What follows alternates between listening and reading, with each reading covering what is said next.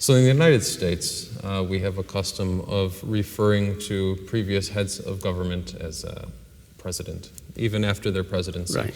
As you were Prime Minister of Poland, is it customary for me to refer to you as Mr. Prime Minister? Well, it happens. However, quite recently, one of my colleagues advised me to use a phrase slightly different, because I'm also senior Prime Minister, which means that in the long list of prime ministers which changed in Poland over the last 27 or 8 years, I'm the oldest serving and still alive. Like a dean of the diplomatic corps, nobody actually is alive who served before me. So Mr. Senior Prime Minister, yeah, okay. Thank you so much for being on the Cult America program. On today's episode of Cult America, it is with great pride that I invite our guest, Prime Minister Krzysztof Bielecki, a man who led the first communist-free government of Poland. I'm curious generally, if you're looking back at your childhood, what are your reflections? I lived in the days of Gomulka, at that time the first secretary of the Communist Party, which meant in economic terms that Poland was close to autarky. When I turned 20, we had a huge change in Poland with the new communist leader, and Poland became open to the West, open more to the international trade.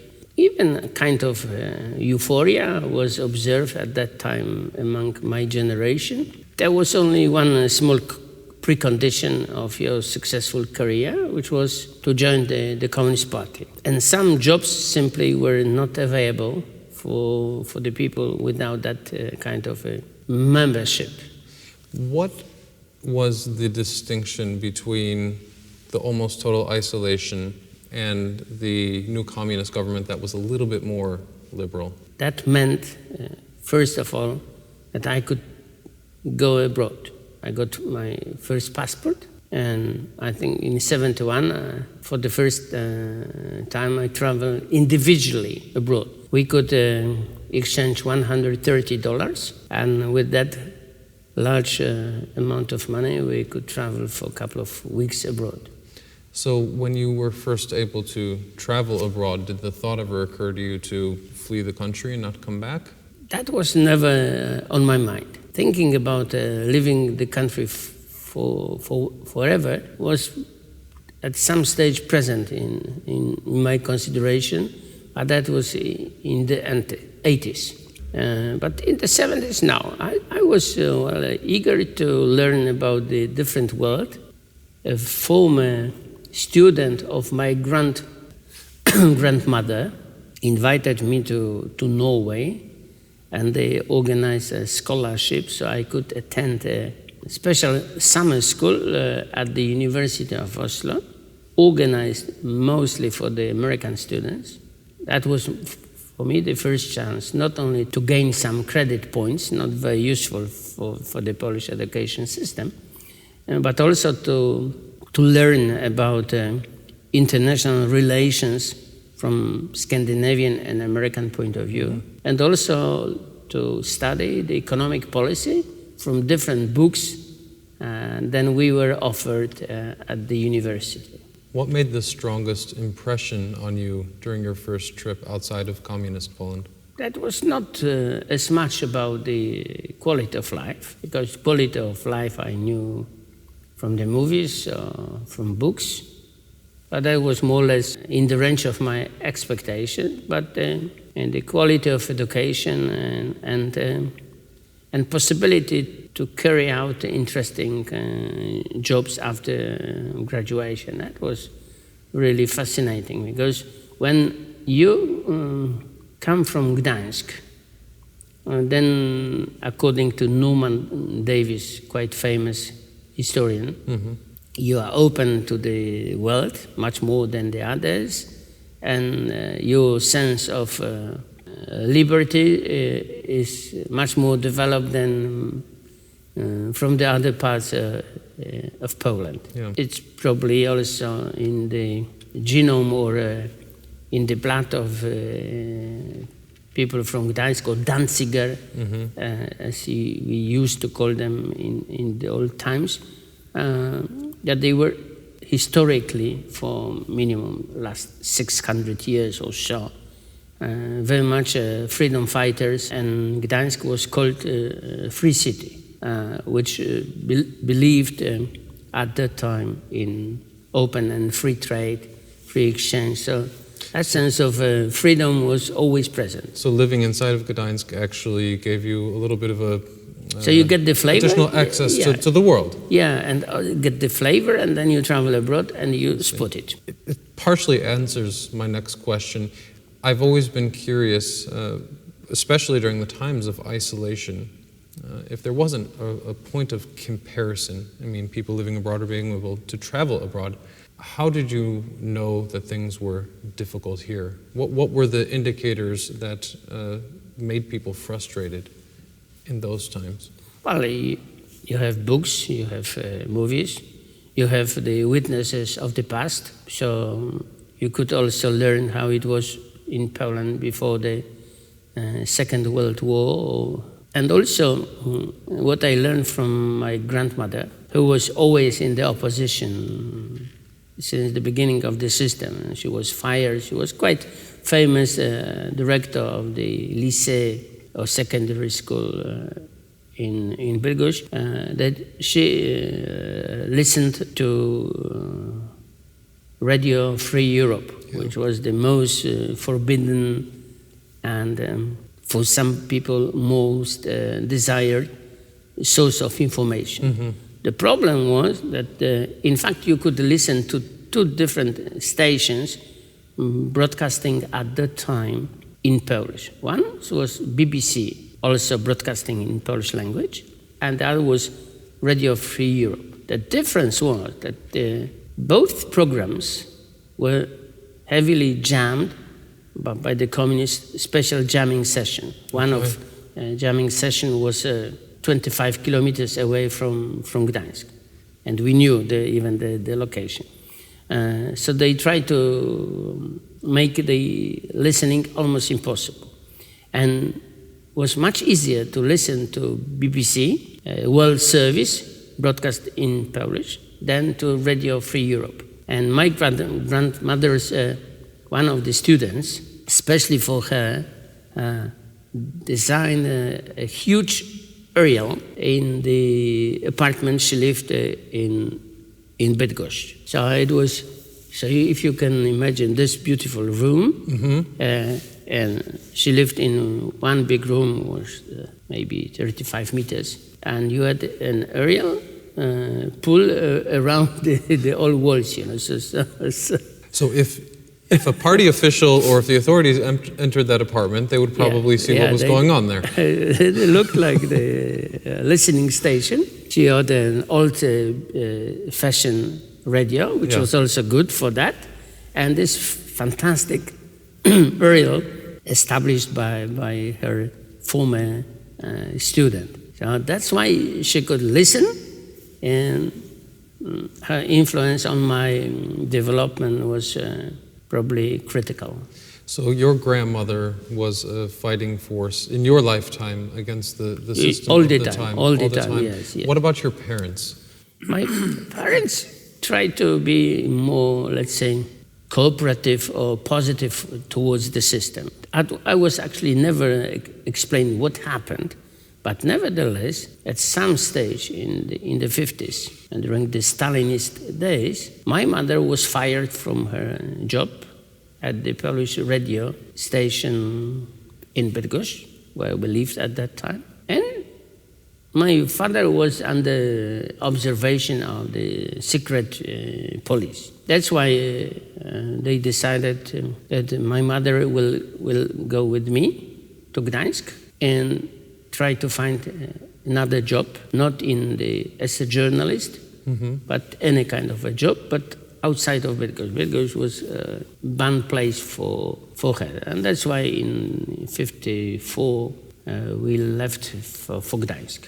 So actually you saw the direct implications of hardships that the communist government could cause. In the case of your parents, who were reasonable citizens at the time. Yeah, they weren't making trouble. They tried to be, also involved in the big restoration of Poland. Yes, because after the Second World War, the damages were massive. My grandmother, she was brought up in that spirit of positive thinking and contribution to the development of the country since the beginning of the 20th century. My grandmother was born in 1888, and in the beginning of the 20th century, I think it was 1905, she went to the university, which was very unusual for the lady at that time to go to the university to study or to read. And since that time, she believed that education could bring a massive change to Poland. And then the war happened, first and the second, and then the communism, which was like a third war. I'm curious if your grandmother lived long enough to see your successes and contributions. Unfortunately not. She witnessed only first small but important change, which was the Solidarity Revolution, because she passed away in 1980. So the same year that you joined Solidarity. That was the almost something knocking on the door. Now, when you joined the Solidarity movement in 1980, can you describe the risks and obligations that you were confronted with? I wouldn't speak about too many risks at that time, because the system was in tatters. I think that the leadership knew that they have to change something, so they couldn't use direct force to stop it. At the Gdańsk shipyard, we had a kind of a center of the protest actions in Gdańsk. And many different factories or offices joined that, we call it inter-company protest committee. And I remember when, at that time I worked for the research center in Gdańsk, when we joined that committee, we were registered as the company number 250 something, if I remember that well. Okay. So not only shipyards, not only the plants cooperating with the shipyards, but so many different companies joined the striking committee, so that we were registered as number 250. So would you say that there was safety in numbers? Numbers helped, definitely, because the scale surprised everybody, that such a massive protest took place in Gdańsk, because that striking action was crawling from southern part of Poland, crawling and growing, but in other places it never exploded to that kind of caliber.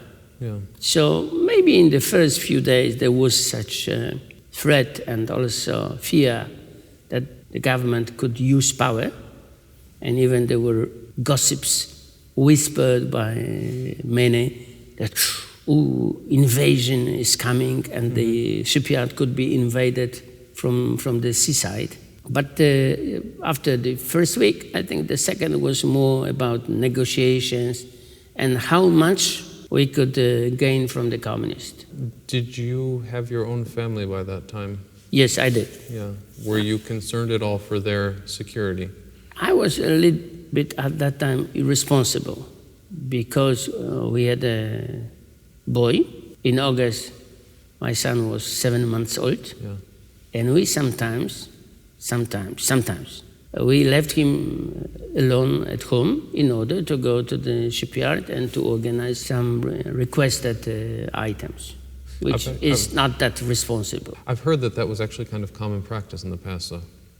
Well, maybe. From several polls. Okay, but not good. Maybe it wouldn't be my first idea with my kids, but I think it's hard really for someone like me especially to judge if it was a good or a bad decision in the context of the time. It was very complicated. However, in '81, you faced some of the dangerous realities associated with your political activity when you were arrested. Can you describe that experience? On the day of the martial law, I managed to get back to the shipyard where we organized a heroic strike, being surrounded by the tanks and the hundreds or if thousands not of soldiers which arrived in order to isolate shipyard from the rest of the city. So then it was a question which emerged for the remaining leaders of Solidarity. How long could we stay and resist, and whether to run away when they make the final attack or not? And some colleagues were more clever than me because they ran away during the attack, and I was maybe a bit too lazy because I stayed there, and then we were arrested. And some of us were put on prisoners' carrier, and I think those people were lucky because we were transported to the professional prisons, which, as I learned later, made a difference. And some of them were put into the bus, handcuffed to the rails, and then transported mostly to the police or militia, as we call it, arrest. That was not good because the militia was much more furious with the protesters. So when they entered the building, they had a welcome committee with the batons, and we called it a health truck in Polish, because you had to pass through this health truck in order to get into the arrest or prison building. Where we arrived to a regular prison in Starogard Gdański, and there was no such a welcome. Simply professional guards took us straight to the cell, which was much better for us. How long did you stay imprisoned? Not that long, because we had a lot of interrogations at that time, and they tried to figure out whether you were a participant or a leader. If you were a participant, then you could get away quite easily, being either charged a special penalty or sentenced for maximum, I think, 3 months in prison. When they recognize you as one of the leaders, then you should go straight for 2-3 years of sentence. So we try a little bit to diminish our importance. That was, frankly speaking, the only situation when I decided to say something during the interrogation. Later on, I never said a single word, including even my last name. But at that time, I tried to explain. I came to the office to collect my last salary, something like that. And so they put me in the front of court at night after a couple of days, and they sentenced me for the penalty. Okay. And I didn't have, of course, that money, because the penalty was something like my 3 months' salary. But again, I was lucky because I was in a prison in Starogard Gdański, where family of Bielecki, family of my father, lived for the last 300 years. So they immediately raised funds for me, and they paid the penalty, the charge. You're out. I'm very curious of one thing. I read a quote that approximately 70% of your colleagues, they fled Poland after martial law. And I'm only curious if those were the ones who went through the hell bus. Probably the main driver of emigration at that time was a family and a wife, frankly speaking. That happened to a very good friend of mine, actually opposition figure before 1980, which was not that easy. But he was pressed by his wife, if we have a chance, we should go. That was more or less her advice. Another, my neighbor, a journalist, also fired and arrested, and the wife also pushed him to go to Germany. But all of them were, let's call it, advised by the wife to stop it, because there is no hope at all. Did your wife offer you similar advice, or was she into the spirit of the solidarity movement? No. But in a situation like that, then more straightforward thinking, I think, is obvious for me. So if everybody is leaving, then I have to stay, something like that. I have one last question regarding your incarceration in '81. When you addressed the Atlantic Council, you seemed almost annoyed that American senators would refer to you as Jan instead of Krzysztof. Yes. You mentioned that the police officers were particularly abusive towards you, using the name abusive, Jan. but I never used my first name for the first 38 years of my life. Because my mother, born in Vienna, educated in Austria, she came to revolutionary idea that I should have a first name composed of two names in a very much French way. So for her, I was Jean-Christophe. But in Poland, in the Polish language, does not exist any combination like that. So for everybody, I was called Krzysztof by my second first name, we can call it. For the purpose of interrogation, for them, it was always only Jan. Okay. So they didn't even agree to include my second first name into any public document. So they called me Jan. That was my first meeting with the strange reading of my first name.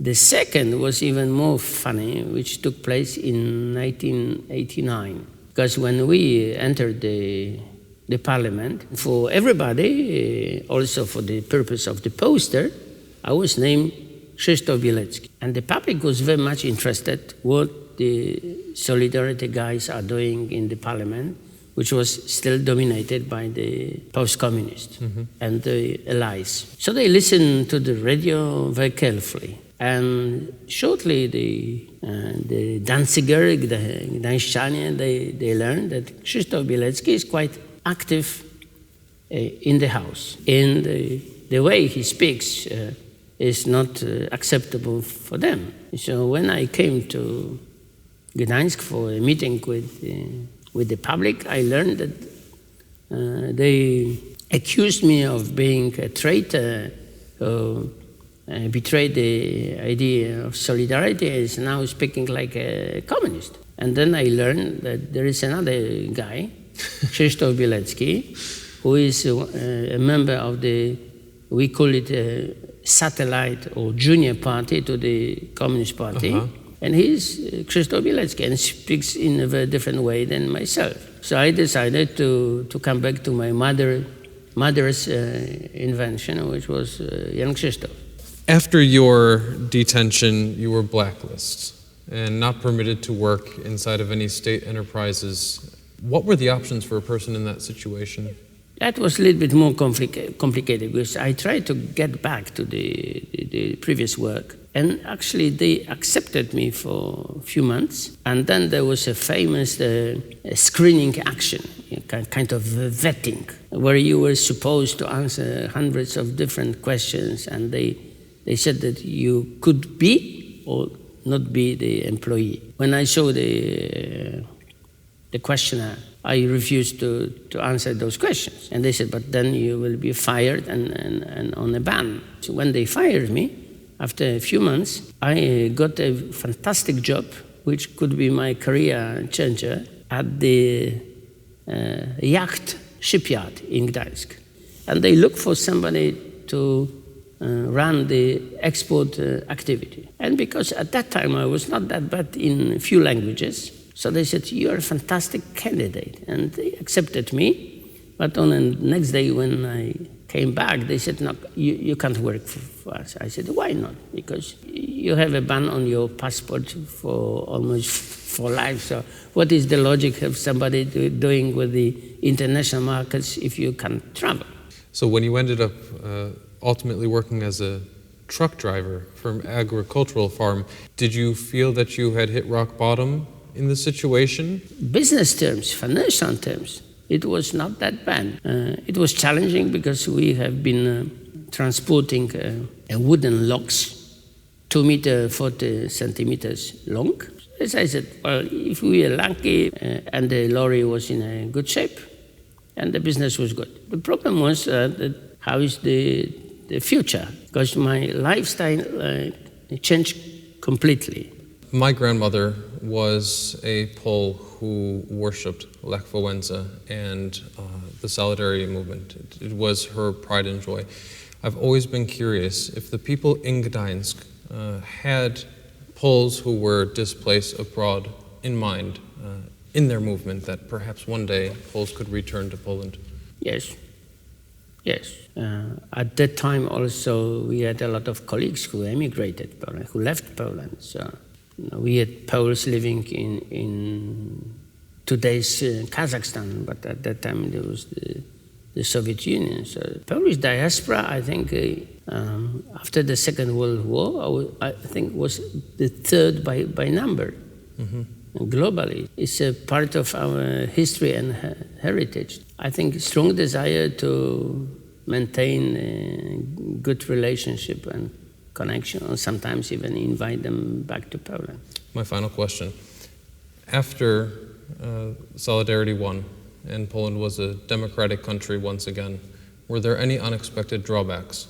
Well, you mean in 1989? Yeah. There was plenty of drawbacks. That's the problem, because the euphoria of 1989 shortly ended up. And you remember in the Soviet Union, they decided to impose a kind of a coup or putsch, organized by the forces anti-Gorbachev. And for 3 days, it looked like the whole change, after 2 years of successful transformation, could collapse because of the Soviet revival. Okay, Mr. Prime Minister, thank you so much Pleasure. for being on my program. Frankly speaking, I am the descendant of Polish immigrants who worked in asbestos mines, and it is outside of my comprehension that I should be sitting here in the royal castle of Warsaw interviewing a former prime minister. But what was maybe even more surprising to me were the unexpected details of the stories he told and the events which unfolded to make Poland the free, democratic place that it is today.